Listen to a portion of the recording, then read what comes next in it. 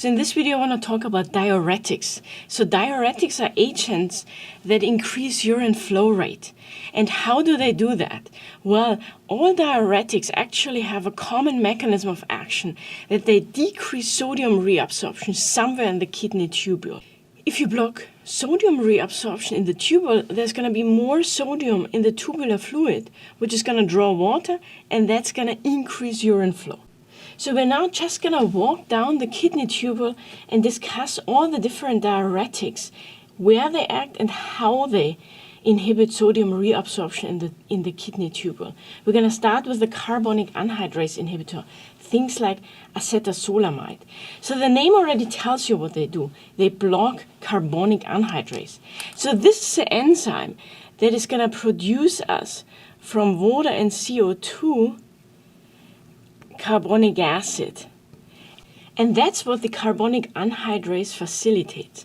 Carbonic acid is going to then fall apart into protons and bicarb. And the protons are needed by this NHE transporter, which takes in sodium and pumps out the protons. And now you can also clearly see that the carbonic anhydrase actually supplies the protons that are needed by the NHE transporter.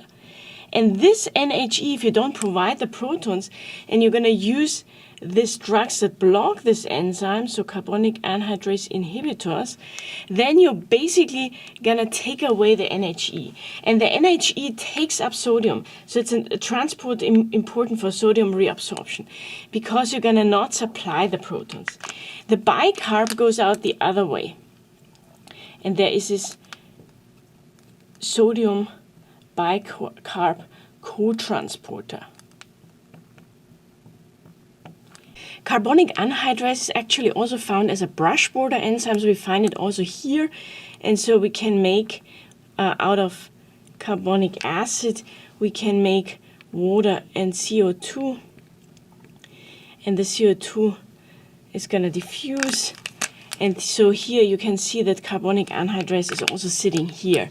And how do we get the carbonic acid? Well, bicarb is filtered, and it's going to react with the protons supplied by the sodium proton exchanger to carbonic acid. So next we're going to talk about the loop diuretics. The loop diuretics act in the loop of Henle here, in the thick ascending limb. And what they do is they block the NKCC. This is a transporter that takes up 25% of our sodium. So a very important transporter, and takes up not only sodium, also 2-chloride and potassium. So if you calculate that this is electroneutral, because you have 2 positive charges and 2 negative charges. But it turns out that the potassium is actually leaking back. There's Rom-K channels, and so potassium is leaking right back out. So now why this is important, that we're accumulating here under normal circumstances positive charges. And if you have all these positive charges around here in this tubular fluid, what do you think other positive charged ions are going to do? Well, they're not going to want to stay there. So this is a very important driving force for reabsorption of calcium ions, magnesium, and also sodium, because they don't want to stay there where there are already a lot of positive charged ions. Now, when we're using this loop diuretics, we block this transporter, and that's the mechanism of action why they are so efficacious diuretics, because they block 25% of our sodium reabsorption. However, we can also see when we are doing this blocking here that we are not going to get this positive charges here. The consequence is that we're not going to take back calcium, magnesium, and sodium, and therefore as adverse effects, these drugs have hypomagnesemia, hypocalcemia. I will discuss the adverse effects later, but they fit so well now with the mechanism of action, so I want to put this in already here. So next we're going to talk about thiazide diuretics, things like hydrochlorothiazide. They act in the distal convoluted tubule, and what they do is they block the NCC. So this is a sodium chloride co-transporter, which is responsible for about 5 to 8% of sodium reabsorption. Last, we're going to get to the connecting tubule collecting duct, where the potassium-sparing diuretics act. You can already imagine that most of the sodium has been already reabsorbed, so they are not very efficacious drugs. They block ENaC. So ENaC is a sodium channel that takes up sodium. It's responsible for about 1 to 2% of sodium reabsorption. Now, importantly, it has a very big role also in fine-tuning the potassium balance, because as we take up sodium through ENaC, there's going to be some negative charges left behind, and potassium is leaking right back out. So now you can already see this potassium-sparing diuretics block ENaC.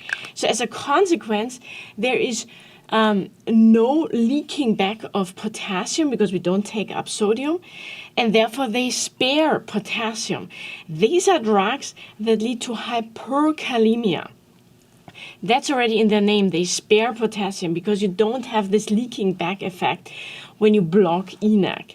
Now, I also want to mention that they don't have all the same mechanism of action, so there's actually two categories.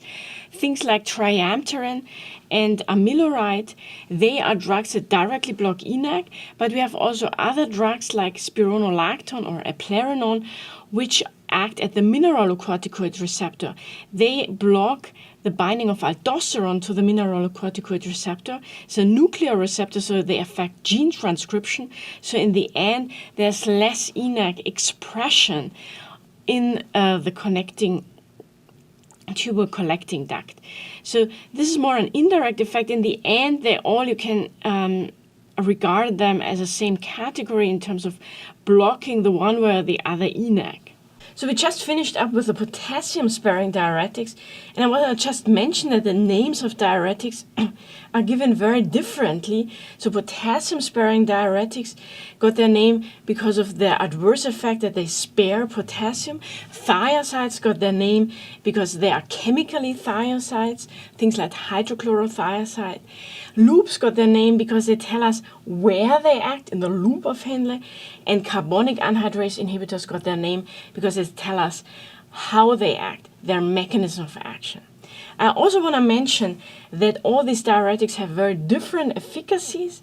Loops are our most efficacious drugs because they block the single transporter NKCC, which is responsible for 25% of sodium reabsorption, followed by the thiazides. The NCC is responsible for about 5 to 8% of sodium reabsorption, and the least efficacious drugs are carbonic anhydrase inhibitors and the potassium-sparing diuretics. This concludes the video on the mechanism of action of the different diuretics.